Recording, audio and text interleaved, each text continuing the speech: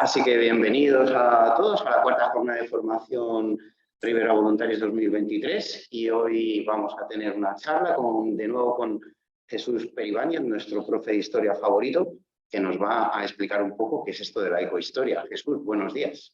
Buenos días, Isidro. Bueno, muchas gracias. Gracias por la invitación. Lamento enormemente no estar ahí con vosotros. La verdad es que tenéis un programa súper interesante y no precisamente por mi charla. Creo que lo que os va a exponer Jesús es muy interesante en un territorio como el nuestro, y el paseo, lo que más envidia me da es el paseo que vais a dar entre las viñas en este día tan espléndido que hace. Bueno, es una pena, lo lamento enormemente, porque esto de los recursos digitales está muy bien, las nuevas tecnologías que nos permiten estar a tantos kilómetros de distancia está muy bien, pero yo echo en falta ese calor de las chaquetas rojas que veo por ahí. Y hombre, yo este año sí que tenía ilusión de estar con vosotros y poder disfrutar un poquito de ese contacto humano que viene también, ¿no? Pero bueno, son las cosas de los calendarios y estas cosas, pero ¿qué vamos a hacer? Bueno, quiero que esta charla sea sobre todo ágil y no os aburra mucho, y mi intención es hacerla lo más, bueno, pues lo más breve posible, para dejar un espacio abierto a, pues un poquito a intercambiar ideas y que vosotros enriquezcáis mis conocimientos sobre esto que os voy a comentar de la ecohistoria, y sobre todo que lo que yo os pueda transmitir sea beneficioso para vuestra inmensa labor, que es la de enseñar vuestros pueblos con tanto amor como lo hacéis, ¿no? Bueno, en primer lugar, solo quiero señalar, perdonad que... señalar que la organización que he hecho de esta jornada versa en tres elementos, ¿no? Tres elementos naturales y cómo a lo largo de la historia se han transformado. Estos elementos son las aguas, las condiciones climáticas y la vegetación. Y mi idea es mostraros cómo han evolucionado desde el periodo medieval hasta el periodo preindustrial, y bueno, pues que su conocimiento nos permita pues asumir determinadas circunstancias actuales, pues que desgraciadamente están bastante presentes en nosotros, ¿no? Como os he señalado, la idea es ver un panorama en el territorio que vosotros conocéis tan bien, que es la Ribera del Duero burgalesa, pero bueno, ya veréis que también tiene proyecciones a otros espacios que también comparten con nosotros unas determinadas características. Y bueno, el primer paso es saber qué es eso de la ecohistoria. Y bueno, la ecohistoria se define de una manera muy sencilla: es la interacción que hay entre los seres humanos y el medio natural. Esa interacción a lo largo del tiempo configura un paisaje, ¿no? Y lo que vamos a intentar mostraros a vosotros es ese paisaje que se ha ido configurando a lo largo del periodo medieval, de la época moderna y hasta que la industrialización llegó a nuestro territorio, que bueno, pues por suerte o por desgracia esa industrialización fue una realidad casi en la segunda mitad del siglo XX, y bueno, pues nuestros mayores o incluso alguno de nosotros tenemos todavía recuerdos de cómo era ese espacio natural antes de que se modificara con la introducción de la agricultura moderna o la introducción de actividades industriales que lo han transformado muchísimo, ¿vale? Bien, en este sentido, lo más interesante de todo es que un elemento que nosotros vemos todos los días, que es el medio natural, nos puede aportar mucha información para, bueno, pues esto que os trato de mostrar yo, que es el estudio del medio natural en periodos históricos, ¿no? Bien, creo que la definición es bastante sencilla, esto de la ecohistoria. El único problema pues, que tenemos ahora es que la ecohistoria está de moda, desgraciadamente, por circunstancias contemporáneas, no por lo que pueda significar de estudio del pasado, porque en la actualidad pues, estamos experimentando una serie de cambios en nuestro medio que lo están afectando en gran medida, ¿no? Y bueno, pues no soy yo nadie para deciros a vosotros los problemas que tenemos ahora con la falta de agua y el aumento de la temperatura en el planeta, pero bueno, de estos aspectos supongo que os hablará más adelante Jesús, y no lo abordaré en este momento. Bien, el punto de partida es el territorio que vosotros conocéis perfectamente, mucho mejor que yo, que es esta cuenca media del Duero, que está regada por multitud de afluentes del del Duero y que está enmarcado en nuestro caso concreto por una serie de elementos de relieve, por una serie de montañas, elementos significativos que encierran todo lo que es nuestra ribera del Duero burgalesa, ¿no? Ahí tenéis el espacio central, el eje vertebrador es el Duero, y un entorno que lo cierra más o menos, dando una consistencia homogénea que viene marcado por algunos elementos de relieve vertical, como son las sierras, y por otros elementos de relieve más horizontal, como son los páramos que conocéis perfectamente, ¿vale? Bien, como ya os he dicho antes, vamos a ver en este espacio concreto cómo se comporta las aguas, cómo se comporta el clima y cómo se comporta la vegetación a lo largo del tiempo. Para ello contamos con una serie de fuentes, una serie de informaciones que nos permiten reconstruir este pasado histórico, ¿no?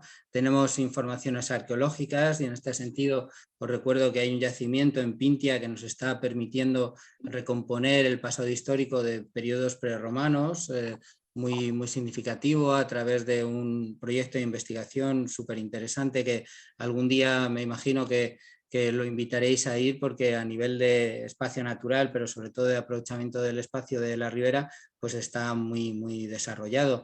Es verdad que toca un poco tangencialmente a la zona de Adri, pero yo creo que tiene una gran proyección sobre el territorio en el que vosotros estáis. Pintia es un yacimiento impresionante que tiene, bueno, pues tiene una proyección inmensa. Después tenemos la documentación escrita, que vosotros conocéis perfectamente. Ahí está Juanma, que tiene un gran manejo de ese tipo de documentación y bueno, pues seguramente que lo conocéis. Después tenemos los documentos gráficos, que yo os presentaré algunos muy interesantes para este tema y que alguno de ellos ya lo hemos visto en anteriores charlas. Y tampoco hay que menospreciar las fuentes literarias, ya sea de autores contemporáneos, pero también hay algunos autores del periodo histórico que nos pueden aportar, mediante sus descripciones, algunos elementos que nos sirven para recomponer el paisaje histórico. Los más interesantes de todos son las informaciones etnográficas que nos transmiten nuestros mayores y que desgraciadamente las estamos perdiendo. Sí que es verdad que desde los centros educativos, desde las universidades, se está emprendiendo una campaña para intentar recoger esta información antes de que se pierda, porque esto, en cuanto desaparezcan aquellas personas que tuvieron contacto con este paisaje preindustrial, pues ya se habrán perdido, ¿no? Entonces sí que es verdad que a través de trabajos, de TFM, de TFGs, de trabajos de investigación, se está intentando poner en valor esta información que nos transmiten nuestros mayores. Y sin embargo, la principal fuente de todas es el territorio. El territorio todavía hoy nos puede transmitir mucha información que está ahí y que, bueno, es verdad que pequeños cambios que ha habido, como las concentraciones parcelarias, como, bueno, pues ya conocemos, ¿no?, las grandes explotaciones vitícolas que hay en la ribera, pues se están transformando en cierta medida, pero bueno, a nivel de reconstruir caminos, vías de comunicación, aprovechamientos, organización del territorio, pues todavía hoy muchos de nuestros pueblos conservan esa información en nuestros campos, ¿no?, en nuestro espacio. Bien, una vez que os he hecho esta pequeña introducción de qué es eso de la ecohistoria y en qué nos basamos para reconstruirlo, pues vamos a hacer un recorrido por esos tres elementos que os he comentado para ver cómo se han comportado a lo largo del tiempo. El primero de ellos va a ser el agua, ¿no?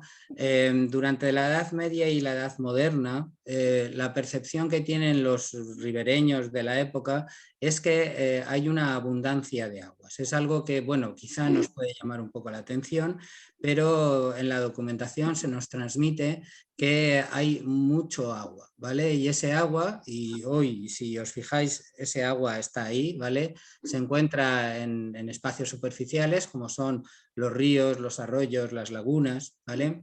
Pero sobre todo ese agua se encuentra a disposición de las gentes de la ribera a través de los afloramientos de los acuíferos, ¿vale?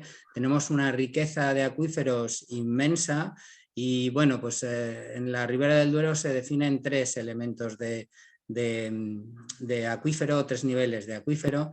Uno sería el de los páramos, que es el que todos vosotros conocéis y ahora haremos referencia a alguno de ellos. Otros son los más someros vinculados a los ríos, sobre todo al río Duero, y que vosotros también conocéis a través de los pozos artesianos que proliferan por todas partes, y luego hay un tercer nivel que es mucho más profundo, está entre 200-250 metros de profundidad, y que ese solo ha tenido aprovechamiento en el mundo industrial, no ha tenido aprovechamiento durante los periodos históricos. No obstante, aunque solo tenían esos dos niveles de acuíferos, los habitantes de la Ribera del Duero tenían conciencia de que había mucho agua, ¿vale?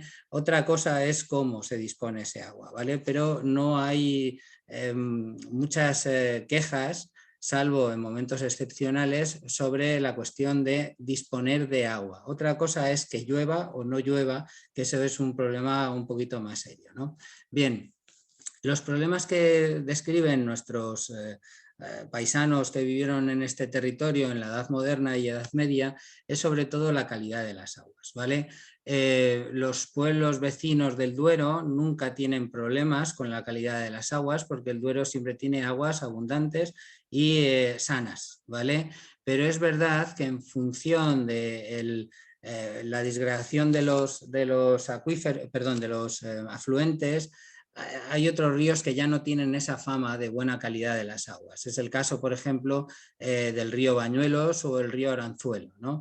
Seguramente en su origen, en Arauzo de Miel, pues la calidad de las aguas es muy buena, pero cuando ya llega a su curso final, el caso del Bañuelos Aranda, el caso del Aranzuelo a Quemada, pues de lo que se queja la gente es de que no es apta para el consumo, no está lo que llaman ellos abrazuelos, está lleno de bichos y no estiman que sea conveniente para el uso humano. Puede ser conveniente para el uso agrario, el uso ganadero, pero no para el uso humano, ¿no? El gran problema que tiene el agua en la Ribera del Duero es su continuidad. Hay mucho agua, pero el problema es que no está bien distribuido en el tiempo, y tenemos en los periodos de verano tenemos un fuerte estiaje que hace que haya problemas, pero que también los habitantes de este territorio se plantean una serie de soluciones, ¿no? Soluciones que han llegado hasta nuestros días y que ahora comentaremos un poquito, ¿no? Precisamente conectado con ese problema de la continuidad, de los fuertes estiajes, momentos en los que hay poco agua, pues está el contrario, ¿no? Momentos en los que hay mucho agua, que coinciden con las dos estaciones equinocciales, sobre todo la primavera en nuestro caso, donde vemos que las grandes inundaciones que coinciden con el deshielo de las zonas de cabecera de nuestros ríos, pues generan graves problemas. Y ahora os voy a mostrar algunas imágenes de este problema en lo que veremos a continuación. Bien, en lo que os comentaba de la disponibilidad de las aguas, aquí tenéis un esquema de un complejo kárstico que es el que nos encontramos nosotros en nuestros páramos, ¿vale? Y que todos vosotros vais a identificar rápidamente porque conocéis en vuestro pueblo fuentes y manantiales que están ligados a este sistema. Este es el sistema que se denomina de Trop Plain, en el que vemos que hay una serie de manantiales ligados a las zonas bajas de los páramos y otros manantiales que están ligados a las zonas altas de los páramos. Se me está ocurriendo, por ejemplo, ahora los manantiales que en su momento abastecían al monasterio de Tórtoles de Esgueva, ¿no? Estaría en esa parte de arriba. Entonces, el único problema que tienen estos manantiales es que lo que son las urgencias en la parte inferior son generalmente estables, pero la parte superior depende sobre todo de la carga que tienen estos manantiales, estos acuíferos. Ahí tenéis un ejemplo, es la Fuente del Santo en La Aguilera, que generalmente está seca porque depende de uno de estos sistemas de acuíferos de la parte alta de los páramos. Entonces, si veis el esquema de la izquierda, el nivel freático de este acuífero pues varía mucho dependiendo de las condiciones climáticas, de si llueve o no llueve, vamos.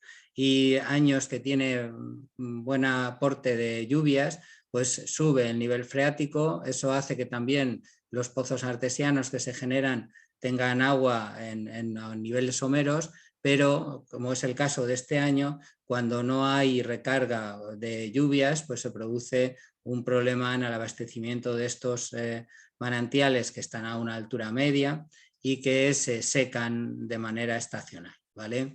Bien, estos serían nuestros manantiales que en muchos lugares hemos perdido, y hemos perdido básicamente porque los acuíferos no consiguen recargarse. No tanto porque no llueva o deje de llover, sino porque la creación de tantísimos pozos ha hecho que sea imposible su recarga, ¿vale?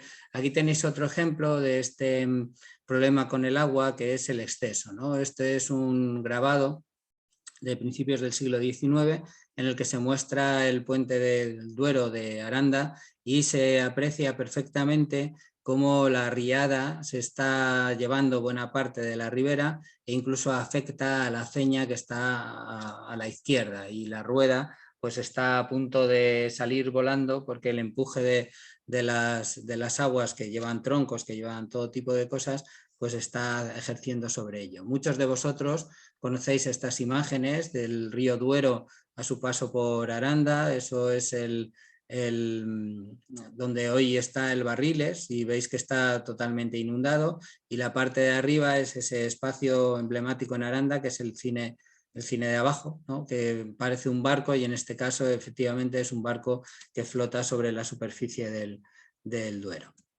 Bien, esta imagen que tenéis aquí es del año 2018, es decir, que esta situación de grandes excesos de agua, grandes avenidas de agua, se repite todavía hoy a pesar de que los ríos están regulados. Esto es en Aranda, que más o menos es el punto que todos conocéis, pero esto es el espacio que hay entre Ollales y Fuentecén. Es decir, es el Riaza, y en el mismo año, en el 2018, pues se anegaron buena parte de las superficies de cultivo que hay en esa zona, que sabéis que es muy feraz, es muy fértil, pero que tiene este pequeño problemilla cuando hay avenidas. Y recordad que también el Riaza es un río regulado, es decir, está el embalse de Linares, que en teoría tiene que impedir toda esta situación, pero la cantidad de agua que cayó en esa primavera pues obligó a desaguar y generó estos problemas que todos recordaréis y que nos parecen muy lejanos en el tiempo, pero que fueron antes de ayer, y ahora estamos en la situación totalmente contraria. Y bueno, pues eso no hace más que reafirmar que el clima ha tenido sus vaivenes y que los mismos problemas que tenían nuestros antepasados en la Edad Media y en la época moderna, pues los tenemos nosotros ahora. Bien, las aguas, como he dicho antes, generaron una serie de problemas para las gentes de la Edad Media y la Edad Moderna, pero también es verdad que estas gentes tuvieron la osadía de buscar soluciones y encontrar soluciones que fueron pues muy propicias para sus intereses. Yo os he puesto ahí dos conflictos que hemos documentado bastante bien. El primero es el de la judería de Aranda de Duero en 1480, y el segundo es una disputa que hay por las aguas del Gromejón entre La Aguilera y Gumiel del Mercado, ¿vale? En el primer caso, en 1480, a la población judía de Aranda se le obliga a abandonar su barrio, su lugar de habitación, que era básicamente lo que hoy llamamos el Barrio Nuevo, ¿vale? Lo que es el entorno de la biblioteca municipal en la actualidad, y se les obliga a ir a un espacio totalmente marginal, un vertedero. Lo llaman el ocino, es decir, el lugar donde va a parar toda la inmundicia, toda la basura, y allí se tienen que instalar. Esa zona es lo que llamamos la calle de la Pedraja, que bueno, para que os hagáis a la idea, es la Plaza de la Sal, al lado de Santa María, hacia abajo, hacia el río Bañuelos. Eso, claro, hoy está ahí camuflado, pero realmente era un hoyo, ¿vale? Un hoyo que no tenía ningún tipo de ocupación humana en el siglo XV y que se convirtió en el lugar donde todo el mundo tiraba la basura. Tiraba la basura a la pescadería, que estaba justo al lado, tiraba la basura a la población, y cuando llovía, pues ahí se acumulaba todo tipo de inmundicias. Pues en ese espacio marginal, en ese espacio que nadie quería, fue donde la comunidad judía fue obligada a instalarse.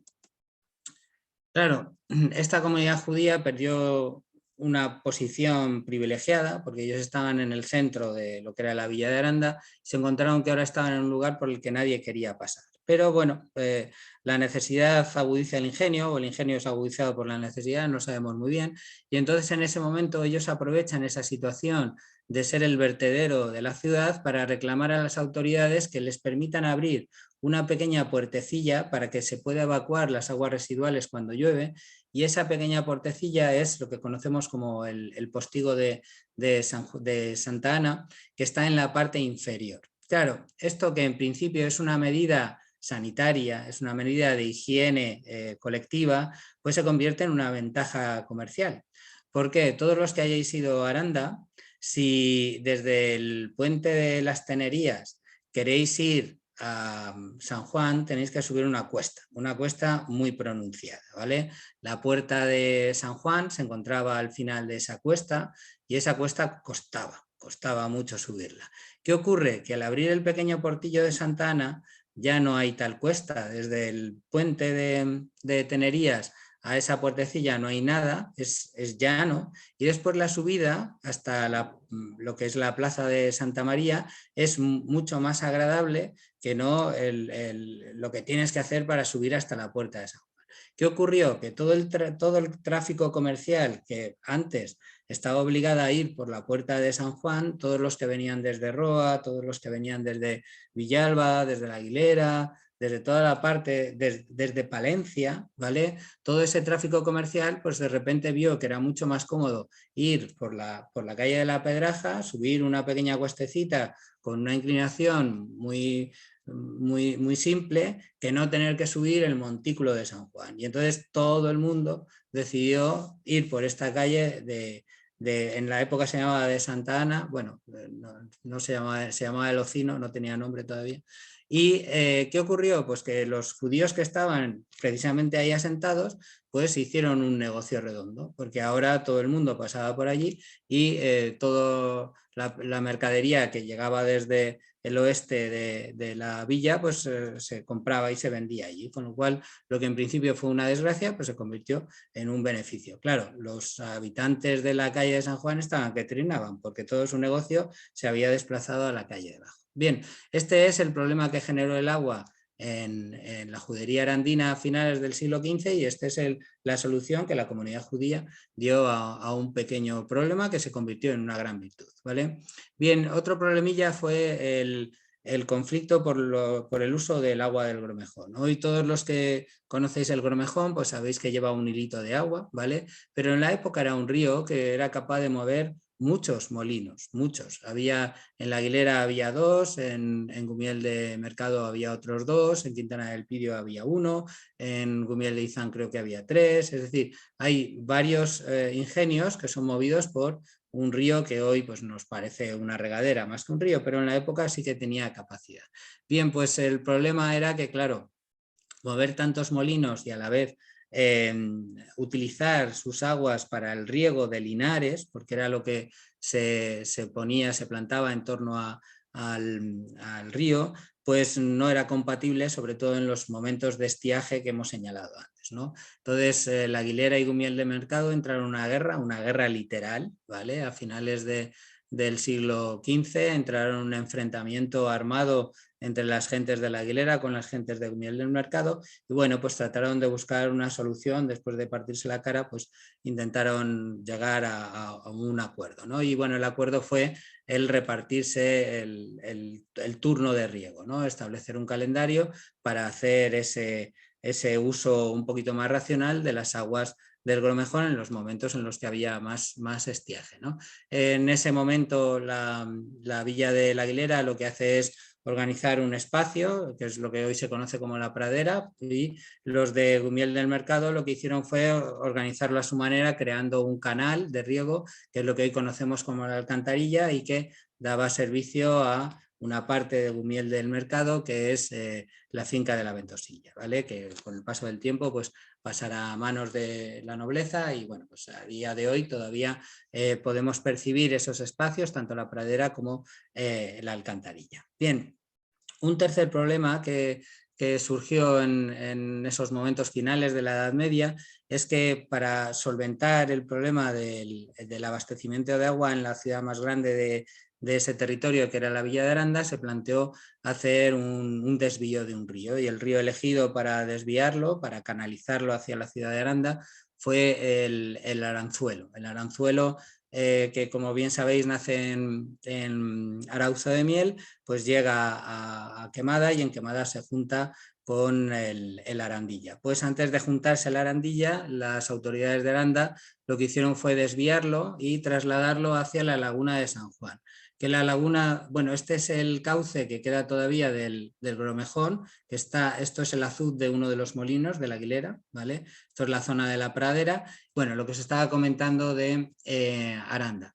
Veis ahí que está quemada y en puntos discontinuos, pues el cauce que hicieron las autoridades de Aranda en colaboración con el convento de San Francisco para desviar ese río desde Quemada hasta la laguna de San Juan que tenéis ahí. Lo hicieron, lo desviaron, pero esto generó un problemilla y es que los dueños de los molinos del Arandilla se quejaron y empezó un proceso judicial que al final ganaron la Villa de Aranda y el convento de San Francisco, pero hubo un problema y los dineros que estaban destinados a llevar el agua de la laguna de San Juan a la Villa de Aranda, pues se tuvieron que utilizar para abastecer de pan a la ciudad y ya pues no se pudo hacer, pero sí que tenemos constancia que el canal se hizo desde Quemada hasta la laguna de San Juan. Y os preguntaréis, ¿dónde está la laguna de San Juan? Pues muy cerquita de Aranda, ¿vale? La laguna, este es el proyecto que ellos tenían pensado una vez que llegara a Aranda, que era abastecer al convento y era abastecer a la ciudad a través de caños, lo que diríamos hoy, introducir fuentes dentro de la ciudad. Y optimistas ellos pensaban que una vez abastecida la ciudad, pues serviría para limpiar las aguas residuales, tanto en la Plaza Mayor como en la pescadería, y para mover dos batanes en su confluencia con el Bañuelos por un lado y con el Duero por el otro, ¿vale? Este proyecto, esto no se pudo poner en práctica, solo se llegó hasta la laguna de San Juan. Bien, la laguna de San Juan es este espacio que tenéis aquí. Hoy está totalmente desecado. Las políticas agrarias del siglo XIX, principios del XX en nuestro caso, lo que hicieron fue convertir en este espacio que se consideraba un peligro por el paludismo, por los mosquitos que contagiaban, pues lo que se hizo fue desecar y hoy es una tierra de labor, ¿vale? Una inmensa tierra de labor, pero esta foto también es del año 2018, que llovió mucho, ¿vale? Y ocasionalmente pues esta laguna natural que está desecada, pues en momentos puntuales pues se vuelve a rellenar de agua porque tiene una sangradera, tiene una acequia que vierte sus aguas hacia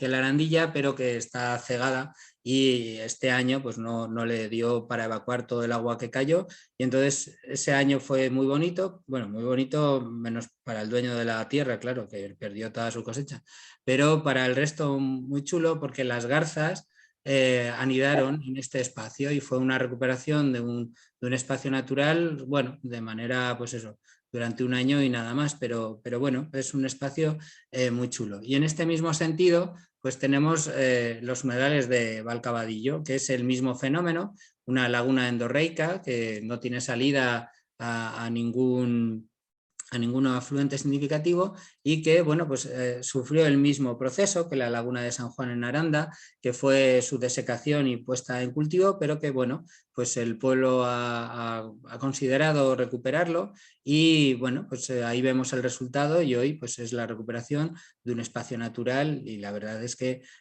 a día de hoy pues es una gozada ver cómo estos espacios se recuperan y no solo se recupera la superficie de agua, es que es toda la vida en torno a esta charca, a esta laguna, ¿vale? Yo sé que en otros pueblos de las riberas se están llevando a cabo iniciativas, lo que pasa que, bueno, pues conozco lo que dice la prensa y desgraciadamente pues no sé qué continuidad tienen y la última de la que he tenido noticia y espero recordar del año 2017 es la iniciativa de Villascusa que ha recuperado una de los manantiales, ¿no? Yo no sé si es un poco pretencioso en los de Villascusa porque a un parque que han hecho lo llaman La Cascada y no sé muy bien si tiene que ver con el intento de recuperar un espacio natural, pero bueno, es una iniciativa que les honra y está muy bien el intentar recuperar elementos del paisaje natural, ¿vale? Bueno, pasando a otro elemento que son las condiciones climáticas, nada nuevo os voy a decir, poco os puedo aportar, ¿no? Sabemos que nuestro clima es un poco riguroso, es un poco de extremos, ¿no? Y a lo largo de toda la Edad Media y la Edad Moderna pues tenemos recogidos fenómenos que vosotros consideráis totalmente normales, ¿no? Tenemos recogidas olas de frío, olas de calor, granizadas intensas durante muchísimos años. Ahí os he puesto algunos ejemplos, pero las granizadas son, bueno, lo más habitual, ¿no? Lo conocemos por referencias expresas, pero también porque la gente, cuando no tiene para pagar sus préstamos, argumenta por qué, ¿no? Y buena parte de estas argumentaciones son o las granizadas, o como ellos lo llaman, el solano, ¿no? La entrada del solano que les arrasó una cosecha en un determinado año, ¿no? Lo más habitual son las sequías, por eso no os pongo nada, porque es que sequías son muy frecuentes en la documentación. Y bueno, un caso curioso es el de la lluvia de piedras, ¿no? En el año 1438, en la zona que hay entre Linares y Roa, pues cayeron piedras, y cuando decimos piedras no nos referimos a granizo. Lo que pasó fue una lluvia de pumitas, de piedra pómez, ¿vale? Todavía no he conseguido identificar el fenómeno volcánico al que está asociada esta lluvia de piedras, pero sí que es significativo y de hecho, bueno, pues se convirtió en algo curioso, y por eso tenemos la documentación, que la gente fue a recogerlas, fue a recoger y se las pasaban de familia en familia, y la descripción que hacen las fuentes es precisamente eso: piedras que no pesan nada, piedras que tienen mucho volumen, pero apenas tienen masa, apenas tienen peso, ¿vale? Bien, aparte de estas cuestiones que nosotros conocemos, las gentes de la Edad Media y de la Edad Moderna pues buscaron soluciones a estas características típicas de nuestro clima. Y bueno, las soluciones, algunas fueron de lo más variado y diverso, pero os puedo asegurar que pocas consiguieron el objetivo final, ¿vale? El primero de ellos fue las rogativas, ¿no? Las rogativas se convirtieron en, bueno, pues la respuesta popular a esas situaciones, sobre todo vinculados a fenómenos de sequía, ¿no? Pero bueno, ya sabéis que el santo se puede sacar, pero si no está de llover no llueve, ¿vale? Entonces, lo más habitual es que cuando se sacaba el santo, pues el resultado fuera negativo, y siempre había un recurso explicativo por qué era negativo. Y era pues ese sentimiento de culpabilidad, ¿no? Algo mal estaremos haciendo para que, a pesar de sacar al santo, no llueva. De todas formas, las tradiciones populares recogen que en muchas circunstancias o muchas veces sí que llovió, aunque no estaba ni nublado ni había previsión, pero sí que llovió, ¿no? Otro fenómeno muy característico de la Ribera del Duero es lo que se llaman los espantanublados, ¿vale? Los espantanublados son clérigos profesionales que se dedican a realizar imprecaciones, oraciones para espantar los nublados, es decir, no para que no llueva, sino para que no caiga piedra, para que no granice, ¿vale? Y para ello se les habilitaba un espacio en concreto en la torre de la iglesia que se llama el Conjuradero. Esos espacios todavía son visibles hoy, y ahí tenéis la iglesia de Gumiel de Izán en la parte de arriba, al lado del campanario, debajo del reloj, veis una pequeña abertura que ahí hoy no se percibe muy bien, pero tendríamos que imaginarnos como un pequeño balconcillo donde este clérigo subía, imprecaba lo que él considera oportuno, y bueno, el pago de sus honorarios era en función de si conseguía espantar o no espantar. Es decir, que aquí sí que es cierto que el trabajo tenía compensación o no tenía compensación. Tenemos constancia de varios casos en los que el clérigo no se llevó precisamente dinero por parte de los vecinos, sino que tuvo que salir corriendo del pueblo. Y en otros casos también sabemos que las autoridades lo pagaron a pesar de que no consiguió su objetivo, ¿no? Este es, como os he comentado, la iglesia de Gumiel de Izán, pero es muy habitual en los pueblos, y aquí Juanma reconocerá perfectamente porque esta es la iglesia de Fuentenebro, que Juanma, en su proceso de investigación sobre sus múltiples pueblos, pues ha descubierto que también en Fuentenebro había un conjuradero que observamos por las marcas que quedan de los mechinales, de las vigas que sujetaban ese pequeño balconcillo en el que se asomaba el clérigo para espantar a los granizos, ¿no? Bueno, estas son cosillas que podéis ver vosotros en vuestro pueblo y seguramente casi todas las torres, lo que pasa que las posteriores reformas lo eliminaron, pero seguramente en muchos de vuestros pueblos hay estos elementos que nos hablan de una cultura popular vinculado con el agua o con el clima, ¿no? Y el último elemento que os quería hacer notar es el de la sacralización del espacio. Muchas veces nuestros antecesores, bien por creencia, bien por superstición, pues jalonaban el espacio, el entorno de sus pueblos con múltiples espacios sagrados que les garantizaban protección. Estos espacios sagrados son cruces, que vosotros todavía identificáis por ahí, y sobre todo son ermitas, ¿no? Yo os voy a poner dos casos, uno es el de Aranda de Duero, en el que hemos documentado un montón de ermitas por todo el término municipal. Ahí tenéis unas que son de carácter urbano, como San Roque, San Gregorio, San Llorente, Santa Ana, Santa Cruz. Aranda es una ciudad que, para ser, bueno, pues relativamente importante, 5.000 habitantes, tiene muy pocas parroquias. Sin embargo, está llena de pequeños espacios religiosos dentro de lo que es la ciudad, ¿no? Aparte de esas, hay otras que están en el entorno próximo, como es la de Santa Catalina, que da nombre al barrio que hoy todos conocéis, la de San Pedro, que todos conocéis también por la romería que hay, pero también hay la ermita de San Lázaro en el arrabal de la Allende Duero y la ermita de San Gil y San Sebastián en el arrabal de Fuente Minaya.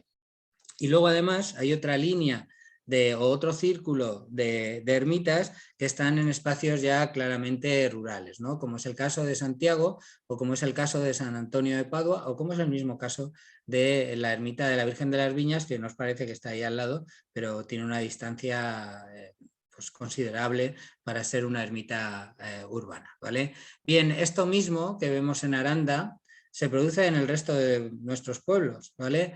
En algunos, como es el caso de Sotillo de la Ribera, le han sacado incluso una rentabilidad actual, porque independientemente de la simbología que tiene, que bueno, hay algunos autores que confirman que estas ermitas son un elemento potropaico, es decir, de protección frente al mal, ¿no?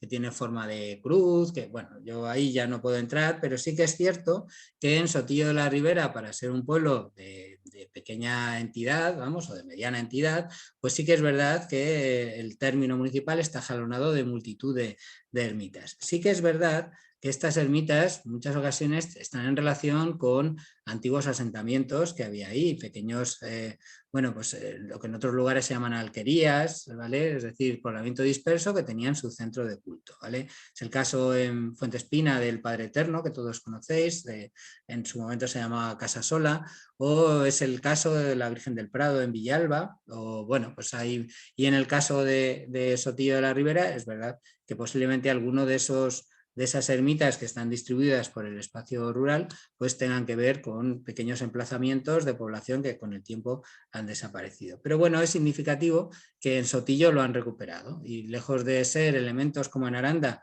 que están prácticamente perdidos, pues en Sotillo la gente ha visto como un elemento de su identidad las ermitas y lo han destacado como tal, ¿no? Bueno, para terminar, la última parte de mi presentación está en función del paisaje vegetal, ¿vale?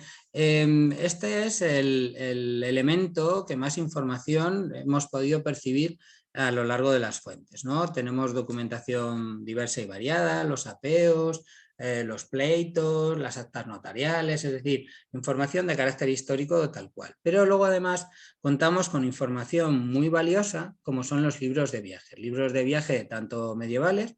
Hay un abad alemán que recorre este territorio y nos transmite sus experiencias y sus vivencias y hace descripciones muy chulas.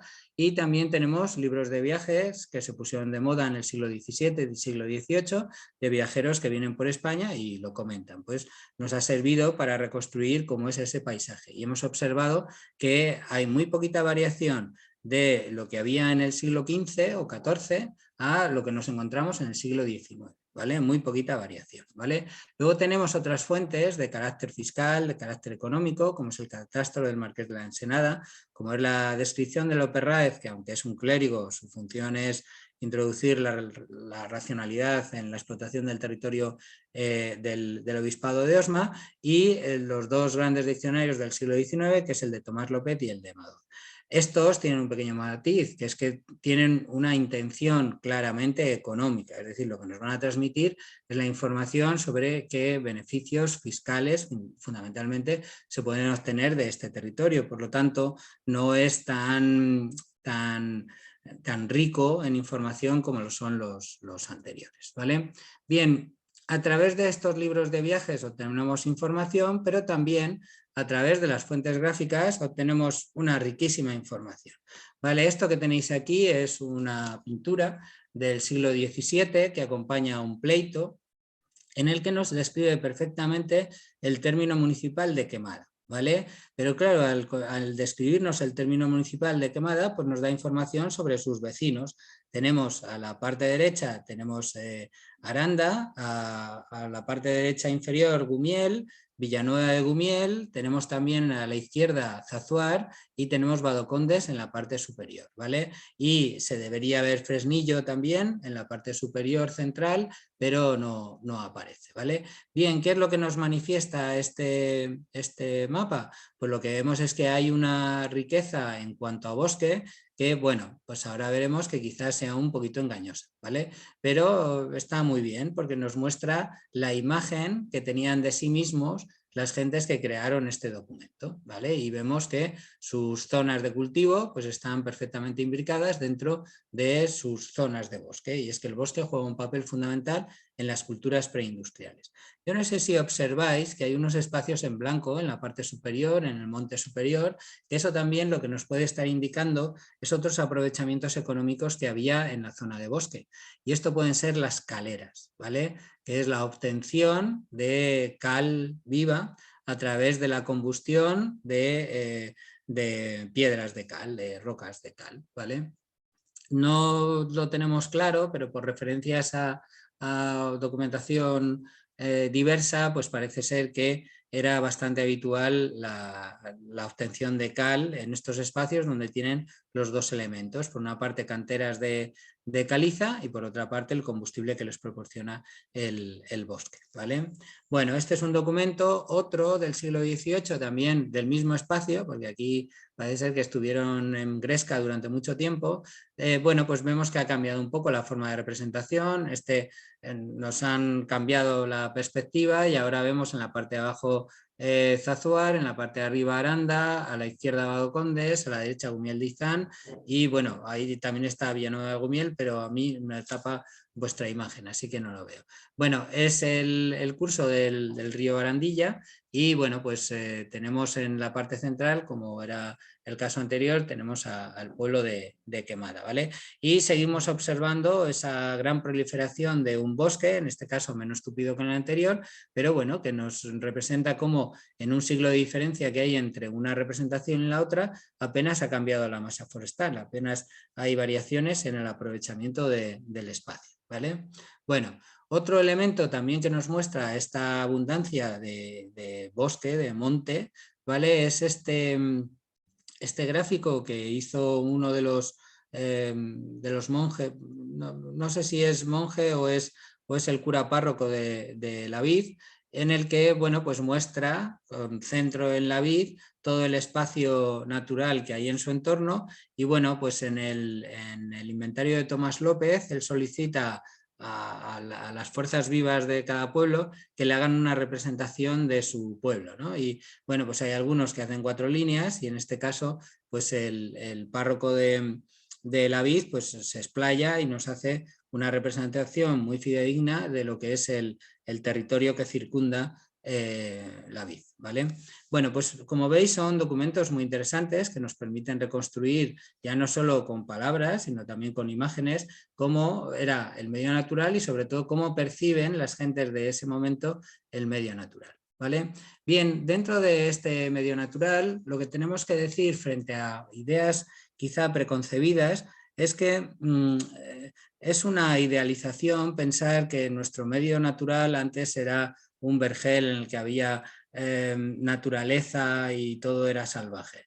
En la Edad Media, y os puedo asegurar que en el mundo romano prácticamente igual, toda la naturaleza de nuestro entorno está domesticada. Toda la naturaleza de nuestro entorno está domesticada. Apenas hay espacios que podamos denominar salvajes. Sí que es verdad que en otros ámbitos de montaña, más agrestes, pues quizás sí. Pero en lo que es la Ribera del Duero, todo el espacio estaba antropizado, había sido transformado por el ser humano. Y lo más habitual es que fueran tierras de cultivos, de mejor, de peor calidad, pero tierras de cultivo.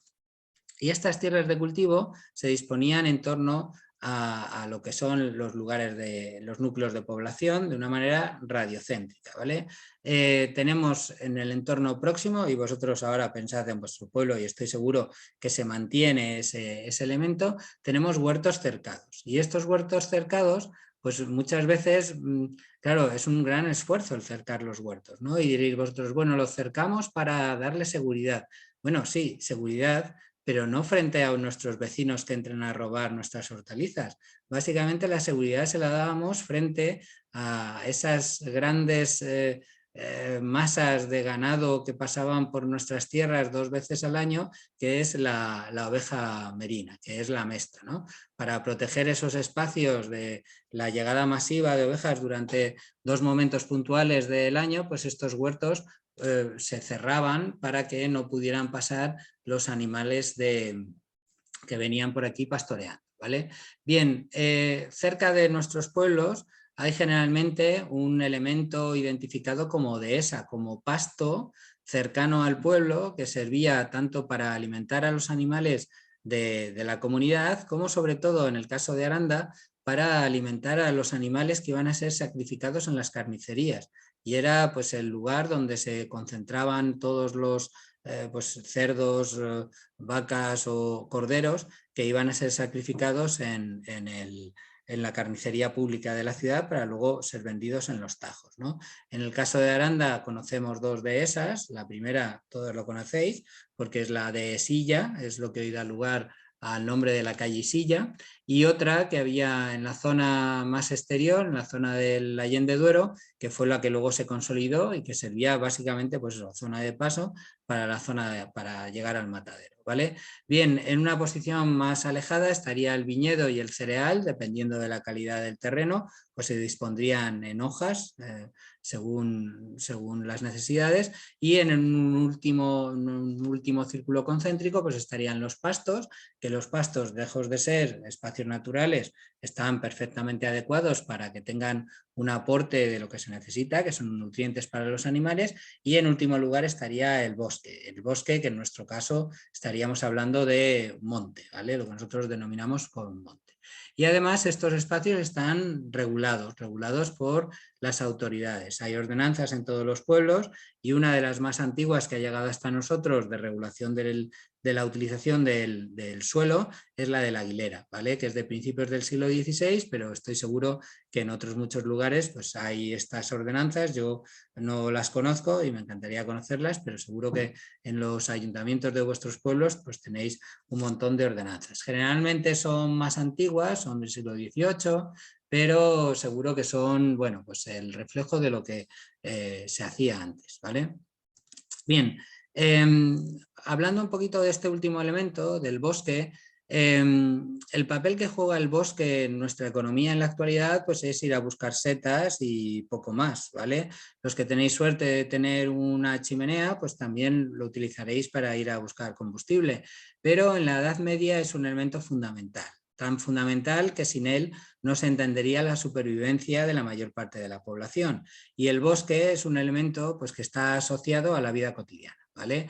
Porque del bosque se obtienen muchos recursos. Sí que es verdad que el bosque por parte de la Iglesia está un pelín demonizado, porque es un espacio que se trata de vender como peligroso, y es normal porque en ese espacio todavía se conservan elementos de tradiciones precristianas que, bueno, pues se mezclan entre bueno, pues el sincretismo religioso, la superstición, y eso a la Iglesia le genera cierta inquietud, ¿no? Pero el bosque es fundamental para la vida de los seres humanos. Primero porque es una fuente de recursos inagotable, ¿vale? fuente de combustible, fuente de materias primas para la construcción y la elaboración de herramientas y fuente de recursos de proteínas, ¿vale? Pensad en la caza, pensad en la recolección de setas, de frutos silvestres, pensad en la miel, pensad en la cera, ¿vale? Sí, son espacios que proporcionan una cantidad de recursos ingente que es fundamental para mantener la vida de estas personas que viven en unas condiciones pues bastante lamentables, ¿no? Y en nuestro caso, este bosque pues lo denominamos monte, ¿no? Y lo denominamos monte porque no tiene una densidad muy cerrada, sino que hay alterna claros con superficies más cerradas, porque hay muchas especies, muchas especies, entre las que predominan la encina, la sabina y el pino carrasco, ¿vale? Y lo que más hay de todo es el matorral. En algunas zonas las jaras, los brezos, ¿vale? Los espinos, pero no es un bosque como en las películas. Es un bosque como el que podéis ver si salís a dar un paseo por algunas zonas de vuestros pueblos. Es decir, son bosques muy abiertos, ¿vale? Bien, este bosque lo podéis ver aquí, ¿vale? Esta foto está sacada desde la ermita del Monte Sacro de la Vid, el origen del monasterio de la Vid. El monasterio de la Vid se ve allí al fondo, ¿vale? Y tendríamos que pensar en un bosque de estas características. Aquí tenéis un bosque mixto en el que hay pino, en el que hay sabina, en el que hay encina, ¿vale? Y sobre todo en el que hay pues mucho brezo, mucho matorral alto, mucho espino, espino rastrero, espino blanco, diversidad de tipos, romero, es decir, estos serían nuestros bosques, ¿vale? Nuestros bosques desde el periodo romano hasta antes de ayer. Y este bosque, la verdad es que queda muy poco. ¿Y por qué queda muy poco de este bosque natural, ¿vale? Pero ya veis que es un bosque bastante bien. Queda poco porque los seres humanos los hemos ido domesticando poquito a poco y aquí tenéis dos ejemplos de esa domesticación, ¿no? Ahí tenéis dos encinas, son la misma especie, es el mismo árbol, ¿vale? Pero el ser humano lo ha estado acondicionando para sus necesidades. El de la parte de arriba es un bosque, una encina adhesada, es decir, convertida para dar sombra y tirar fruto y que los animales lo puedan comer. Al fondo veis unos pinos, ¿vale? Espino negral, luego veremos por qué. Y lo normal es que estas zonas destinadas al pasto pues tengan este tipo de encinas, ¿vale? Que proporcionan sombra y que proporcionan alimento. Pero en otros espacios lo que se opta es por esa otra disposición de la encina. Repito que es la misma planta, ¿vale? Y tiene esa forma por la intervención del ser humano. Esa es una encina preparada para el carboneo y que, bueno, pues todavía hoy se conservan, porque claro, pasa mucho tiempo desde que no se carbonea en nuestra zona, pero todavía hoy se conserva esa disposición, que es la salida de pequeños brazos de no mucho diámetro que son talados y son amontonados en pilas para conseguir el carbón vegetal que después se utilizaba para diversos usos, ¿vale? Bien, el ser humano lo ha estado domesticando, pero el principal problema de nuestros espacios naturales vino de la mano de la revolución industrial en España y sobre todo de la mano de la desamortización, ¿vale?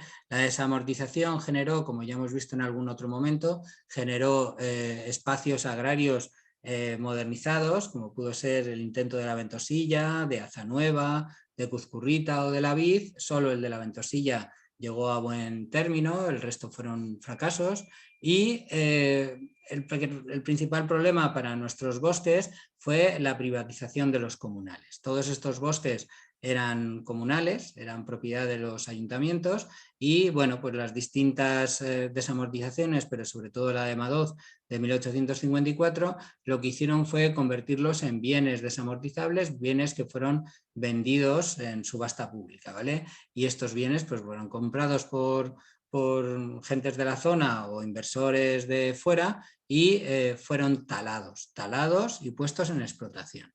Vale, dentro de estos elementos que condicionan el final de nuestro paisaje tradicional está también la desaparición de la mesta. A partir de 1833 la mesta desaparece, ya la guerra de la independencia tuvo un efecto bestial sobre los ganados, pero legalmente, pues a partir de 1833 desaparece el honrado Concejo de la Mesta, y eso hace que esa ganadería trashumante que recorría periódicamente el territorio de la ribera dejara de hacer su función, que era limpiar todos los espacios públicos, ¿vale? Claro, la mesta generó muchos problemas, muchas discusiones con los ganaderos locales, porque se comían sus pastos, y muchas discusiones con los agricultores, porque de vez en cuando las ovejitas iban por donde no debían y se comían los panes, ¿no? Pero lo que conseguían, vosotros muchas veces habéis oído hablar de las cañadas, los cordeles, ¿vale? Pero realmente estos ganados se movían como manchas de aceite, es decir, recorrían todo el espacio y allí por donde pasaban se comían todo lo que podían. ¿Qué es lo que se comían? Pues esos espacios de bosque que hemos visto, lo que hacían era limpiarlos y abonarlos, ¿vale? De tal manera que el bosque, el monte, se convertía en un espacio predilecto para estos ganados y era una simbiosis perfecta, porque los bosques se limpiaban y evitaba el problema, o en gran medida evitaba el problema de los incendios y otras cosillas, y obtenían un alimento que no tenían que pagar. Entonces, la mesta durante un momento funcionó muy bien para estos montes. La desaparición de la mesta pues hizo que esos montes dejarán de tener aprovechamiento en ese sentido, ¿vale? Porque ahora vamos a ver que tienen otro tipo de aprovechamiento en nuestra zona. Y ese tipo de aprovechamiento es la resina, ¿vale? Como ya vimos en otro momento, ¿vale? A partir del siglo XVIII se propicia la explotación de las resinas, pero en la ribera, sobre todo a partir del siglo XIX, donde se crean grandes explotaciones industriales de resina, sobre todo para temas de aguarrás, para temas de pinturas, y bueno, pues ahí tenemos que hubo varias resineras en la ribera. La más potente fue la de Aranda a finales del siglo XIX, pero hubo otras que son incluso la de Arauzo de Miel, es anterior a la resinera arandina, que también tuvieron su importancia. En la zona de Arauzo de Miel siempre ha tenido lugar la explotación de los bosques, porque la zona de Arauzo se caracteriza por exportar madera, ¿vale? Pero son pinos, lo que llaman ellos, bueno, los pinos rojos o el Pinus silvestris, ¿no? Y sin embargo, el resinero no es de esa especie. ¿Qué obligó esta situación? A que nuestros bosques se llenaran, nuestros montes se llenaran de pinos adaptados a esta nueva actividad económica. Ese pino es lo que llamamos nosotros el pino negral, pino salguero, el pino liricio, un pino que es de origen austriaco, ¿vale? Y que, claro, lo que tiene es un gran potencial de resina, ¿no? Entonces, para nuestro territorio se adaptó muy bien, fue una explotación muy buena, que alguno de vosotros todavía tendrá constancia de que sus familias recibían un dinero bastante significativo por las suertes de monte, ¿vale?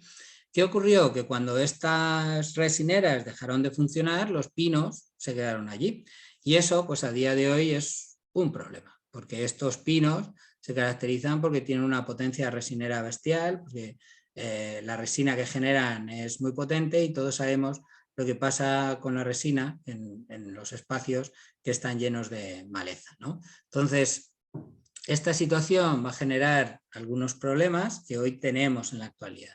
Esto es un fruto de esa desamortización, es el caso del término de Valderreros, que fue comprado por el pueblo de Milagros, y bueno, pues la zona de Vega, que estáis viendo vosotros, pues fue utilizado para explotar, y hoy pertenece, en buena medida está siendo explotado por la cooperativa de Milagros, y muy bien. El problema está en que también los espacios que eran de monte se trataron de explotar. Y claro, evidentemente se vio que el coste de explotar estos secarrales era ninguno. Y después de talarse, después de acondicionarse, veis ahí los pequeños muretes de retención de agua, después se dieron cuenta de que era imposible mantener la explotación rentable de estos dominios. Y entonces lo que vemos ahí es pequeñas manchas de savina, pero se ha perdido toda esa vegetación, que este espacio sería parecido, no tan potente como el que hemos visto antes de la vid, pero se ha perdido. Ya habrán pasado 40 o 50 años desde que esto dejó de explotarse y no ha habido ninguna posibilidad de recuperación, ¿vale? Y otro ejemplo que os pongo es el del bosque. Esto es el término del bosque en Fuentenebro. Esto es la foto, estoy en Fuentenebro y lo que veis al fondo es Pardilla, ¿vale? Río Fresno, el río que pasa, el arroyo que pasa por el medio, divide los dos términos municipales, pero esto era un bosque, esto era un monte como el que hemos visto de la vid, y el problema es que hoy me he dado la vuelta, giro la cámara y miro hacia el otro lado. Esto que era un monte hoy se ha convertido en una gran superficie de cultivo, ha desaparecido, se ha amortizado totalmente ese bosque en beneficio, bueno, pues de explotaciones, en este caso de secano, que poco a poco está siendo sustituido por la explotación de viñedo, que con el cambio climático pues resulta que donde mejor están funcionando es en espacios de gran altitud, por encima de los 900, o en este caso ya estamos cerca de los 1000 metros de altura, algo impensable para nuestros abuelos y que desgraciadamente, pues ahora, desgraciadamente, en términos así genéricos, porque eso quiere decir que nuestro clima ha cambiado bastante, ¿vale? Bueno, aquí tenéis lo que nos queda de esa industria de la resina. Esto es La Aguilera, en la que vemos la diversidad de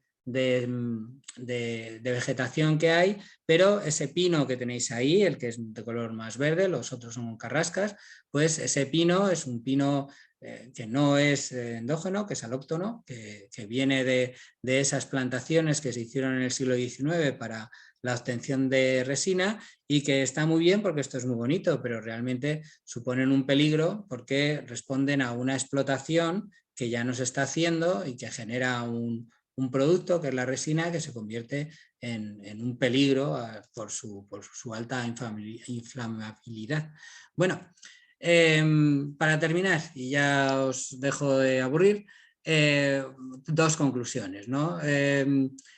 Esto que hemos visto, que es la ecohistoria, nos ha mostrado cómo durante el periodo preindustrial el espacio natural está totalmente domesticado, no hay realmente espacio natural, es un espacio antrópico. En el periodo industrial ese espacio ha sido explotado y en ocasiones sobreexplotado, ¿vale? Y bueno, ahora estamos en el periodo postindustrial, que es el que nos toca a nosotros, y seremos nosotros los que decidamos cómo tiene que ser esa relación entre los seres humanos y el medio. Y para eso es fundamental, y aquí es donde, bueno, pues tiene algún sentido este tipo de trabajos que estamos haciendo, es necesario comprender cómo ha funcionado para tratar de buscar las mejores soluciones para problemas que no se nos presentan ahora. Hemos visto cómo nuestros antecesores, pues ante problemas, pues buscaron soluciones, unas mejores, otras peores, y bueno, pues nosotros tenemos una serie de problemas, como son la gestión del agua y el tema de los incendios, el control de las masas vegetales, y pues hombre, mirando un poquito hacia atrás, quizá podamos observar criterios que utilizaron nuestros antepasados para gestionar ese agua, ¿vale? Y no os estoy invitando a que hagamos rogativas para que llueva mañana, pero quizá hay que ver algún intento de solución, y en el caso de los incendios, pues sí que hoy tenemos el deber moral de proteger esos espacios verdes que hemos heredado, pero que no son naturales, que son una modificación y que quizá necesita de nuestra intervención para evitar que haya desgracias, como desgraciadamente vemos en los medios de comunicación. No nos ha tocado a nosotros y esperemos que no nos toque, ¿no? Pero quizá hay que ir un pasito por delante y recuperar determinadas actividades que nos permiten tener un control sobre esos espacios que llamamos monte, que llamamos bosque, y las actividades tradicionales pues han demostrado ser muy eficaces en ese sentido. Entonces ahora nos toca a nosotros, y en este sentido creo que la charla que vais a tener a continuación, bueno, pues enlaza con este tema, nos toca a nosotros tomar estas decisiones. Muchas gracias y espero vuestras preguntas.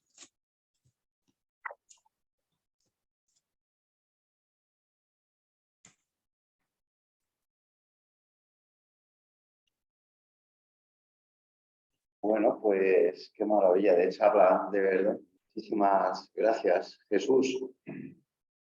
Dice Mari Carmen, Dice Carmen, dice, me tengo que ir un rato. Muchas gracias, Jesús. Me gusta saber que más de uno estamos trabajando sobre el paisaje y el espacio. Bueno, pues, ¿tenéis alguna pregunta? A ver, habla fuerte. Jesús, ¿nos escuchas, verdad? Sí. Buenos días, soy una valenciana. Es un comentario que yo en el siglo XIX se plantaron muchos tipos minerales en Arauzo de Miel para la obtención de la resina, ¿no? Y que ahora, como ya no se saca la resina, que crea un problema al monte. Me gustaría saber por qué. Entonces, aclarar. Bueno, perdonad, pero es que se ha ido un poquito entrecortado. Entonces, Arauzo de Miel, resina, ¿y por qué es un problema que no se sigue explotando la resina? ¿Esa era la pregunta? Sí, tú has comentado que los pinos, que los pinos estos negrales que se plantaron para obtener la resina, ahora, como no se resina, crea un problema al monte. Quería saber qué problema. Bueno, a ver, no es un problema mientras no pase nada, el problema es que puede pasar, ¿vale? A ver, esos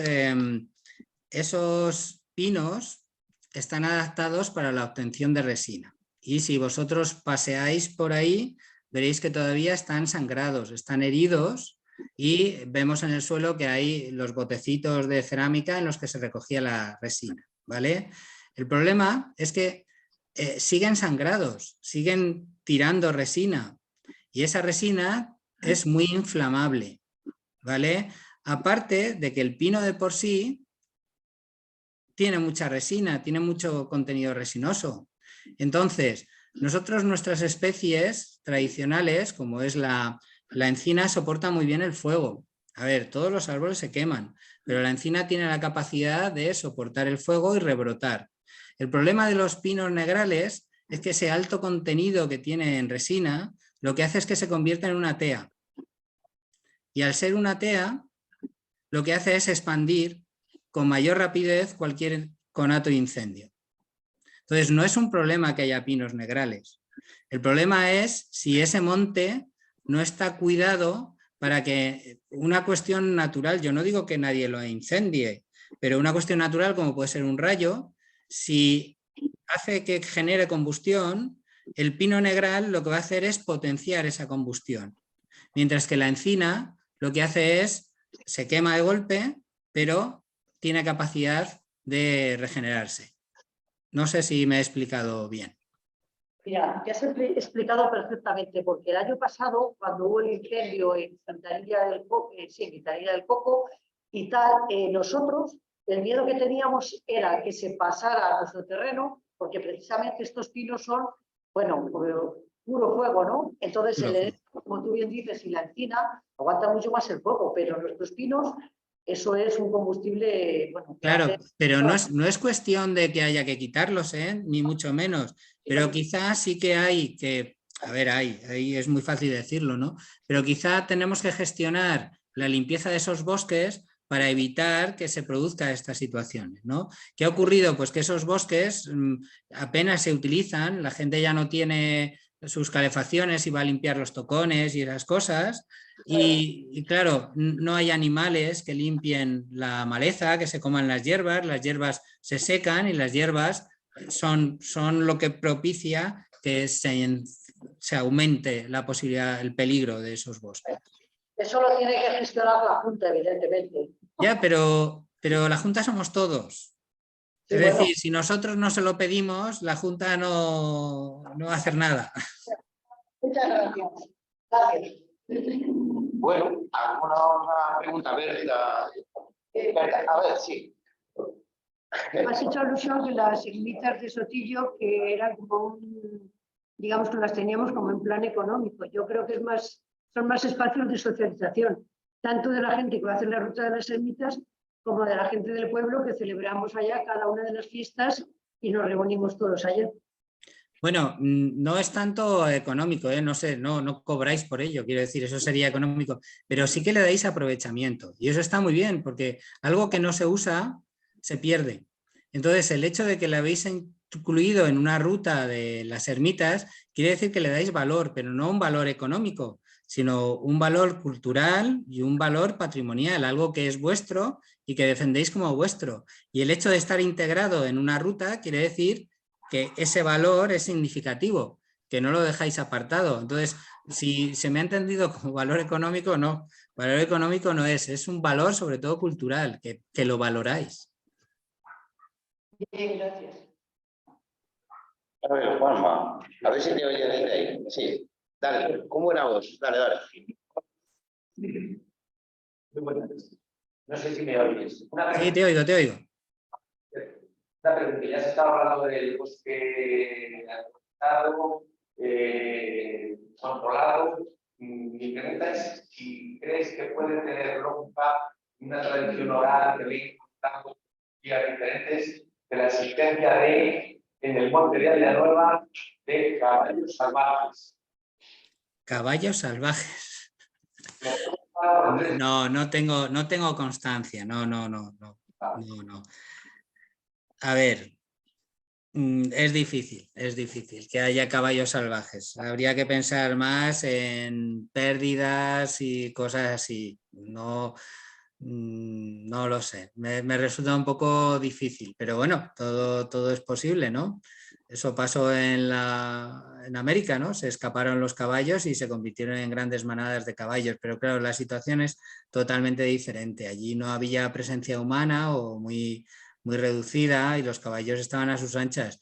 Aquí si un campesino de la Edad Media, y quiero decir, hoy nuestros pueblos están un poco vacíos, ¿no? Pero si vosotros veis una oveja por ahí, a la oveja le queda poco tiempo de subsistencia. Pues en la Edad Media, si veis una yegua o vamos, y no tiene dueño, rápidamente va a tener dueño. Es un poco difícil, ¿vale? Es muy... Y claro, vosotros pensad que esto es un aprovechamiento, en este caso sí económico. Pensad que muchos pueblos, sobre todo los que están más al sur, más vinculados a la Sierra de Pradales, han tenido ganados comunitarios, han tenido ganados que un pastor los dirigía y eran varios los dueños de ese ganado, ¿no? Que apareciera un bicho solo, rápidamente sería identificado, rápidamente encontrarían a su amo o alguien se apropiaría. Es difícil, es difícil. Bueno, Marifé, por ahí, ¿alguna pregunta en casa? Por aquí, más preguntas. Por el Valles Gueva, por ahí, ¿alguna pregunta? Bueno, pues a ver, mira, Jesús, dale con buena voz, que seguro que te oímos. Bueno, se habla mucho de la historia vegetal, que no ha cambiado significativamente más. No sé si tienes también información sobre la fauna, que hay una cuestión importante de fauna, estados ubicados. Gracias. Evolución sobre fauna, pero ¿desde qué aspecto? No tanto de especies, de poblaciones. No lo he entendido muy bien la pregunta. No sé. ¿Porque te refieres más hacia las fuentes o algún estudio que ya exista? O... No, no sé si hay la literatura, la documentación, si ha habido, se ha identificado nuevas especies que han estado, las obras. Ah, muy interesante. Sí. Con toda la colección de las... Sí. Vale, supongo que, a ver, igual que he explicado aguas, clima y vegetación, el otro elemento del biotopo es la fauna, ¿no? Y me imagino que va por ahí la pregunta, ¿por qué no he hecho alusiones a la fauna?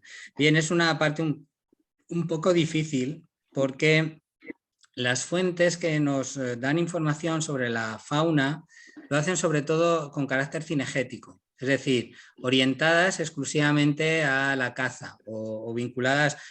Tenemos bastantes denuncias de caza de determinados animales, ¿vale?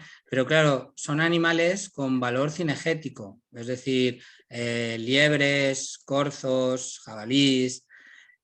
¿Hasta qué punto esa información es relevante de lo que era la fauna real de ese espacio? Pues a mí me parece que está muy sesgada, porque la información que se nos da no tiene que ver con la fauna, sino que tiene que ver con una actividad que es muy concreta, que es la caza, ¿no? Entonces, tenemos otras fuentes de información, las las fuentes gráficas, pero claro, eso nos lleva a otro problemilla que es un poco más difícil, ¿no? Y es que los pintores generalmente pintan por catálogo, pintan con referencias que ellos han conocido a través de obras, no pintan lo que se ve en el medio, ¿vale? Entonces sí que es verdad que hemos tratado de reconstruirlo, por ejemplo, con el artesonado de Sinovas, ¿vale? El artesonado, hemos tratado de reconstruir la fauna a través de la información que aparece en ese artesonado, que aparecen muchos animales, pero nos hemos dado cuenta de que muchos de ellos son ideales, no son una representación del espacio en el que están, sino que son repertorios que los pintores van pintando en todas partes, son iguales y muchos de ellos son fantásticos, ¿vale? Me da respuesta. A ver, Dominique. Sí, no sé, muchas gracias. No sé si tienen un poquito de información sobre la historia de la lavanda. La historia de la lavanda en la comarca. Jesús. De la lavanda. Bueno, mira, pues sí, de manera casual, sí. Hace unos años conocí a uno de los principales promotores de la explotación de lavanda en nuestra comarca. Yo conozco la parte meridional, ¿vale? Yo no sé si la zona de Milagros, lo que es el páramo de Milagros, lo que llamamos el Alto de Milagros, allí hubo durante muchos años explotación de lavanda industrial, ¿vale? Y era una empresa de Madrid que buscaba espacios donde hacerlo por varios lugares de Castilla-La Mancha y vino a la zona de Milagros, pero a otros pueblos también, y llegó a acuerdos con los agricultores de la zona para plantar lavanda, pero estamos hablando de la segunda mitad del siglo XX. Es decir, previo a eso no tengo información. Sí que es verdad que en otros territorios tenemos información sobre plantas industriales que tienen su origen en la explotación de plantas industriales, ¿vale? Como la barrilla, que tienen su origen en el siglo XV. La única planta industrial que conocemos que se explota en la Ribera del Duero es el linar, ¿vale? Los linares, que yo supongo que incluso alguno de vosotros ha visto cómo se elabora el lino, ¿no? Y es muy complicado y sí que hay explotaciones de lino. Pero lo que es de lavanda, yo la información que tengo es de la segunda mitad, finales de los años 50, principios de los 60, y se extendió casi, te diría, hasta el 70 y algo, principios, no sé si alguna vez, se lo preguntaré, porque este señor todavía vive, era jovencito cuando venía con la empresa, pero se lo preguntaré hasta qué año funcionó. Yo creo que principios de los 80, pero es una explotación relativamente reciente. Yo conozco no como explotación, pero sí como planta endémica, el espliego. Y yo creo que es prácticamente la lavanda silvestre. Sí, es prácticamente lo mismo. Bueno, yo no quisiera quitar tiempo a lo que tenéis después, que me parece muy interesante, pero vamos, si tenéis más preguntillas, pues encantado de responderlas. Hombre, seguro que preguntas ha generado tu intervención. A ver, hay un... Yo ya he estado por la charla todo el silencio. Y cuando han salido los pantalones, como que a veces es un poco referente. A ver. Los espantanublados, ¿qué elemento más interesante? Hemos estado visitando la manzana y los que tenían mucha extensión compraban petardos. Y cuando lo ponían en un clavo en su lista, tiraban el petardo espacial. Y luego, no sé si lo dieron por aquí a los vecinos, le habían pegado a otro porque le había pegado el petardo.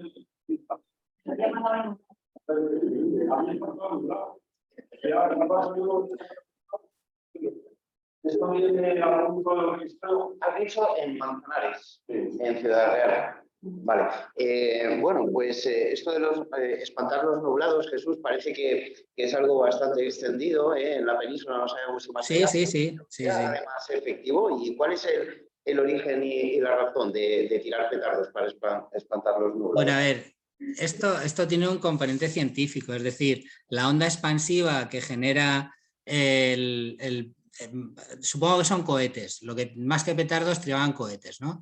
La onda expansiva que genera la explosión lo que hace es que las partículas higropónicas, siento el palabrote, las partículas higropónicas se junten y al juntarse ganan densidad y la gravedad hace que caiga en la gota.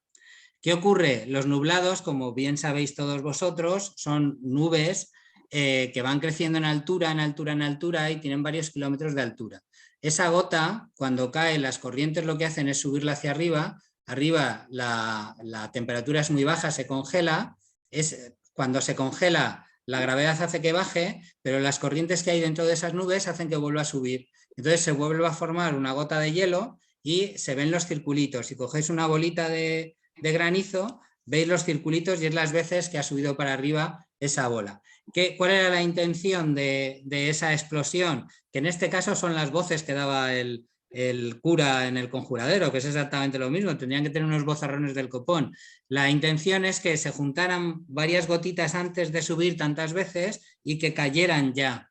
Y que cayeran, en vez de en forma de bola de granizo, que cayeran como agua, que el agua venía bien, pero no venía bien el que caiga la bola de granizo. Esto no es algo propiamente ribereño, esto pasa en todas partes. Y hoy, por ejemplo, yo, como sabéis, vivo en Alicante. Aquí hay una discusión sobre una gran plantación de tomates que contrata aviones para sembrar el cielo de hiluros de plata para que llueva y no granice, ¿no? Entonces aquí hay una gran discusión porque dicen que siempre sacan el avión cuando son las fiestas de los pueblos de alrededor, para que llueva. Entonces, claro, aquí ya pues eso, no sé si es la picaresca o el mal rollito entre los pueblos, dice, ha llovido porque los aviones del Boni han salido a tirar el lloruro de plata, ¿vale? Cosillas que pasan en todos los pueblos, como acaba de comentar nuestro compañero, que tiraban los cohetes y caía el granizo en el pueblo de al lado. Pero esto es habitual. ¿Base científica? Sí que la tiene. Efectividad, eso ya es otra cosilla.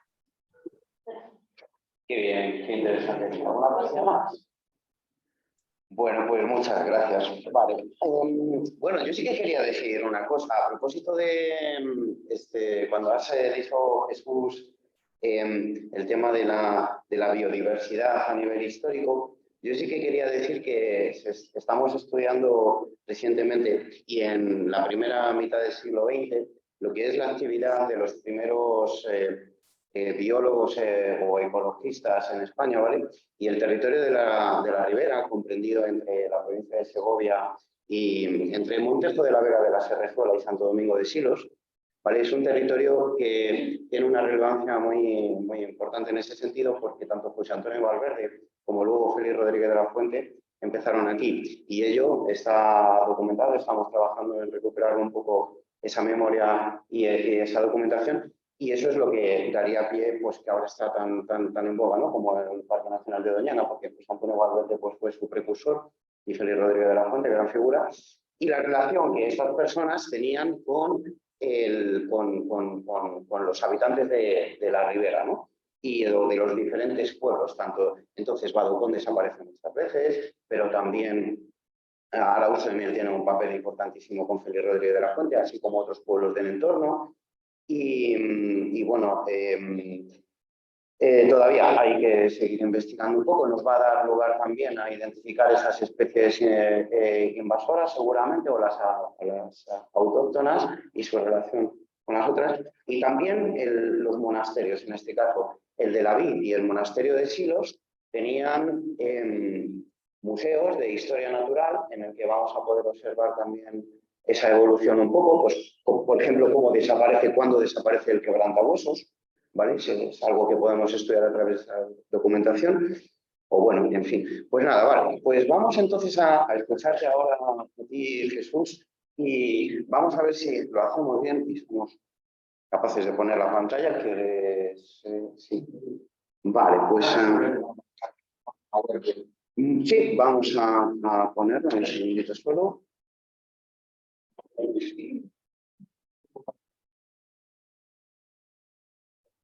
Bueno, pues buenos días. Muchas gracias, Isidro, a la Rivera, por estar aquí, en tu villa.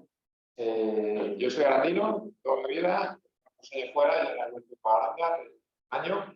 Estoy redescubriendo un poquito la Ribera, así que encantado de volver a pasar por aquí, por tu villa, y hacer actividades y conocer pues, diferentes proyectos. Bueno, yo quería básicamente invitaros a un foro que viene en Aranda, un espacio de coworking, que es abierto, una oficina compartida y espacio de eventos, al lado del Parque de la Isla, al lado de la Casa de la Juventud, un parque joven, allí trabajando bien. Vamos a hacer una serie de jornadas sobre repoblación rural y acción climática, en este caso sobre naturalización. Pues volver a reintroducir elementos de ecosistemas naturales, tanto en la agricultura como en las actividades económicas, ¿no? La reforestación, y también en los cascos urbanos, que faltan zonas verdes, frente a las olas de calor, también bueno, pues, generan esos microclimas que bueno, revierten la erosión y otros problemas relacionados con el cambio climático y demás. El año pasado tuvimos la primera edición y de hecho aquí hay unas ponentes, Ibáñez, frente a Sanabria y Puerto Duero, fue una de las ponentes del año pasado.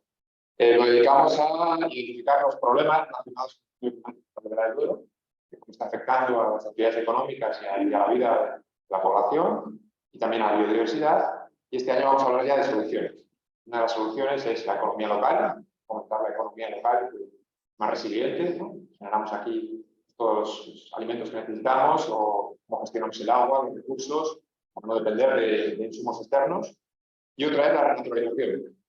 Hemos hablado de una perspectiva histórica, ¿no? La vegetación, evolucionando por factores antrópicos, pues, y también pues el tocayo Jesús Ibáñez ha hablado de qué era postindustrial queremos, ¿no? Cómo queremos relacionarnos con el medio natural o natural modificado de aquí hacia adelante. Pues de esto vamos a hablar esta semana. Y bueno, pues ruralclima.es es el programa, lo voy a mostrar brevemente. Tenemos actividades todas las tardes, de martes a jueves, ¿vale? No sé si veis aquí más o menos, pero vaya, lo podéis ver en casa. El martes 9 de mayo, a las 6, tenemos una primera mesa redonda sobre la economía local de la Ribera del Duero, con representantes pues, de ASEMAR, de GEAR, asociaciones empresariales y de emprendimiento, del Ayuntamiento de Aranda y luego también algunas fundaciones que han apoyado a los proyectos, Michelin o para hablar sobre cómo es la economía local en Aranda, que sea más diversa, más suficiente, más soberana en recursos, ¿no?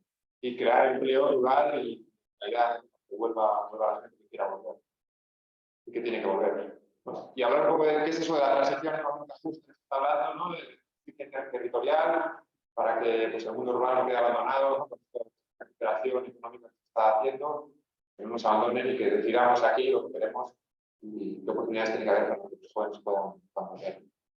Pues tendréis ahí un poco las personas que van a intervenir y luego habrá un espacio de debate, ¿bien? De 6 a 7 y media, martes. Luego el miércoles de comunicación y periodismo.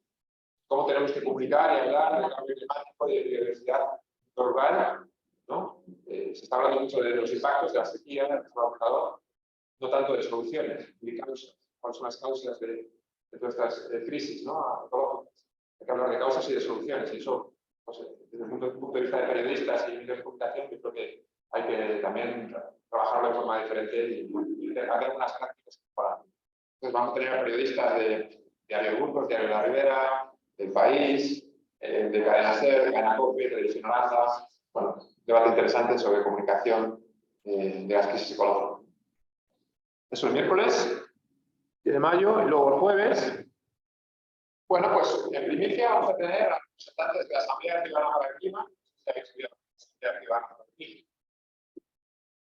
Pues fueron 100 ciudadanos y ciudadanas de España, por su de toda España, que se pusieron a deliberar sobre qué soluciones, qué recomendaciones de políticas públicas bueno, podían hacer a diferentes gobiernos. Pues lo presentaron al Congreso, se lo presentaron al Gobierno de España y fueron 172 medidas en diferentes categorías, bueno, energía, movilidad, energía y demás. Y ahora lo están, digamos, presentando por las diferentes comunidades autónomas. Han estado ya en muchas de ellas, todavía no han estado en Castilla y León. Esta va a ser la primera presentación en Castilla y León. Va a haber una asambleísta, una ciudadana que participó, y va a haber también una persona que estuvo en la participación de la asamblea. No es fácil también una asamblea de 100 personas online, por durante la pandemia, pero han llegado unas recomendaciones muy interesantes.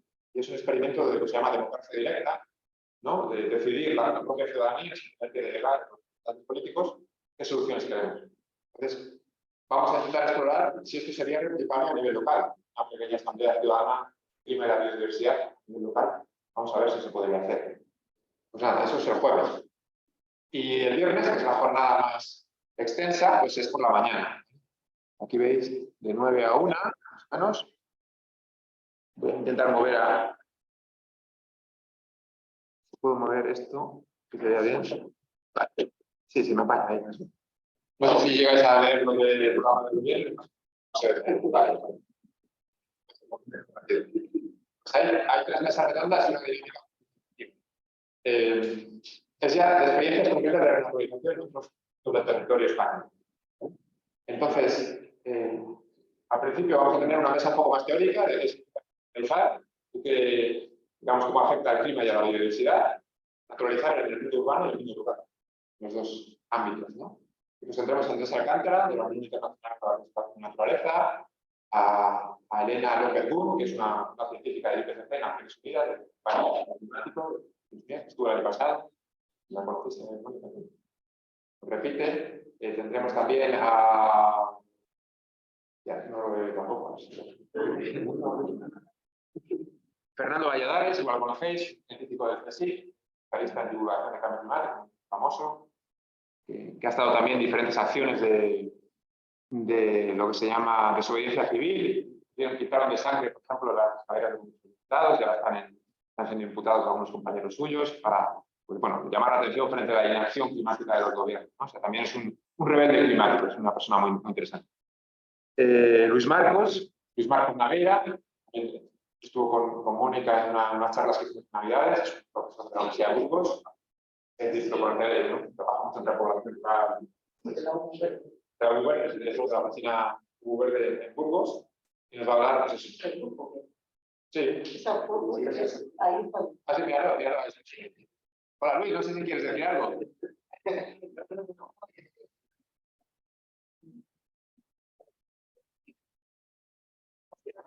Luis está ahora dando un paseo por la precisamente, están en Barras de Valladolid. Están aquí. Pues Luis nos hablará de la intersección entre transformación y luego en la segunda mesa redonda, ya a las 10:30, pues hablaremos de qué impacto tiene el territorio rural. ¿Vale? Y aquí tendremos, por ejemplo, a Antonia Lorenzo, que es directora de Bioazul, una empresa malagueña que se dedica a regeneración de aguas residuales para su utilización en la agricultura. Tiene mucha relación con la sequía, ¿no? y las explotaciones agrícolas. Tendremos también a Raquel Marijuán, de Fundación Cartif, una fundación de Valladolid, que trabaja en un centro de investigación y tecnológico que trabaja en cómo reutilizar las aguas en el medio rural, trabajar soluciones naturales, por ejemplo, biofiltros o humedales que filtran las aguas residuales, ¿no? Para regenerarlas. Muy interesante también estas experiencias. Tenemos a Mara Zamora, de Rival del Sken, que es un proyecto en la zona vaciada de Cuenca, pues Teruel, esa zona, ¿no? Del sistema ibérico que están reintroduciendo grandes herbívoros para recuperar los paisajes naturales que pues, tienen una baja densidad de población y pueden generar actividades económicas como el ecoturismo, el turismo de naturaleza, pero también pues, puede contribuir a esa ganadería extensiva que se ha perdido, de alguna manera, pues, digamos, integrarla con la biodiversidad antigua, endógena, y recuperar también patrimonio rural. Una experiencia muy interesante de renaturalización salvaje, que se llaman. Y Francisco Purroy, Pacho Purroy, de Land Life Company, una empresa de Burgos Capital, que trabajan en reforestación de bosques biodiversos, ¿no? Sobre todo recuperación de terrenos incendiados que han sido degradados por incendios forestales, cómo recuperar bosques endógenos y biodiversidad. Una experiencia muy interesante también de una empresa holandesa, pero tiene una sede en Burgos también. Por último, después de la pausa café, la última mesa redonda, hablaremos ya de revoluciones impulsadas por la sociedad civil. Ha habido un fuerte impulso de asociaciones vecinales o de comerciantes, como por ejemplo el Bosque Urbano de Málaga, ¿vale? Como por ejemplo la la Universidad Teresa Vicente nos va a hablar de la ILP del Mar Menor, ¿no? La iniciativa legislativa popular consiguió dotar de derechos jurídicos al Mar Menor de Murcia y cómo lo van a restaurar ecológicamente ahora. Una experiencia muy interesante también. Y como 600.000 personas firmaron una ILP y ahora la universidad tiene esta, digamos, capacidad jurídica de llevar a los tribunales a quien ha contaminado el Mar Menor y que paga por la esa justicia ambiental, ¿no? Y por último, haremos una dinámica participativa de qué espacios podemos renaturalizar en la Ribera del Duero. Ahí ya abriremos las colaboraciones para los trabajos. Por ejemplo, queremos recuperar la laguna de San Juan, hoy, la laguna que está a la salida de Ara y en la Cabal, además. Son 3 hectáreas de terreno agrícola semi-abandonado que se podría restaurar, como habéis hecho aquí, por los humedales de esta aquí del agua, ¿no? Pues esas experiencias, aprender unas de otras y, bueno, pues reintroducir la naturaleza en la Ribera del Duero. Así que por eso estamos trabajando, os invitamos de martes a viernes, allí en la Baja de Apoyo en la Gracias. Bueno, pues muy interesante. Sí, lo pasamos, eso es, muy bien, sí. Pues sí, y además que tiene toda la pinta de que puedes poner también la intervención de hoy de Jesús Peribáñez, que colgaremos siempre en YouTube, ¿vale? Así que, bueno, pues nos vamos a dar un paseo por los viñedos de tu Villa del Lago. Así que, Jesús, muchísimas gracias de nuevo por tu intervención, porque de verdad que es una maravilla, lo estábamos comentando aquí, que eres un crack. O sea que muchísimas gracias una vez más por ese trabajo que haces de ser profe de historia en un instituto de una capital de provincia como es Alicante. Muchísimas gracias por ese trabajo de docencia que realizas todos los días y muchas gracias por compartir también ese conocimiento con nosotros. Así que nada, nos vamos a dar un paseo, ¿no? Vale. Gracias a vosotros, que lo paséis bien. Gracias.